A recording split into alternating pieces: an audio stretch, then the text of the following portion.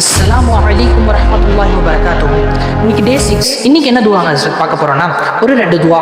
இன்னைக்கு பெரும்பாலானவர்கள் எனக்கு நான் சம்பாதிக்கிறேன் சார், நல்லா சாப்பிட்றேன் சார், நல்லா ஒரு ராகத்தா இருக்கிறேன், ஆனால் ஒரே ஒரு விஷயம் எனக்கு கிடைக்கல சார் அப்படின்னு சொல்லிட்டு ஒரு விஷயத்துக்கு கஷ்டப்படுறாங்க. ஆமாங்க, நைட்டு படுத்த உடனே தூக்கம் வர மாட்டேது ஹஸ்ரத் அப்படின்னு சொல்றாங்க. ஸோ அவர்களுக்காக இந்த முக்கியமான ஒரு பதிவாக இருக்குது சகோதரர்களே.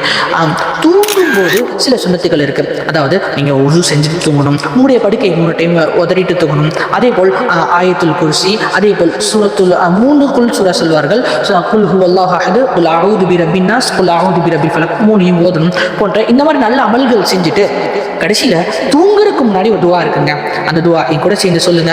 அல்லாஹும்ம பிஸ்மிக அமூது வ அஹ்யா. இதனுடைய அர்த்தம் நான் கமெண்ட்ல கொடுத்துருக்கேன், பார்த்துக்கோங்க. இல்லாட்டி டிஸ்கிரிப்ஷன்ல இருக்கும், பார்த்துக்கோங்க. அதே மாதிரி தூங்கி எந்திரிச்ச உடனே அந்த நாள் ரொம்ப நல்லா இருக்கும்னா அதுக்காகவும் ஒரு துவா இருக்குங்க. அல்ஹம்துலில்லாஹில்லதி அஹ்யானா பஅதமா அமாதனா வ இலைஹின் நுஷூர். தூங்குறப்ப நான் முன்னாடி சொன்ன துவா, இப்போ சொல்லி கொடுத்த துவா, தூங்கி எந்திரிச்ச உடனே எப்போ இருந்தாலும் சரி, அது காலையிலே இருக்கட்டும் இல்லை மதியம் தூங்கி சாயந்தரம் எந்திரிக்கலாம், எப்போ தூங்கி எந்திரிச்சாலும் இந்த துவா ஓதிடும். அல்லாஹ் இந்த துவாவை ஓதி நம்முடைய வாழ்க்கையில் மென்மேலும் பரக்கத்தை தருவதற்கு தௌஃபீக் செய்வானாக. தினந்தோறும் ஓதும் பாக்கியத்தும் தர தௌஃபீக் செய்வானாக. அஸ்ஸலாமு அலைக்கும் வரஹ்மத்துல்லாஹி வபரகாத்துஹு.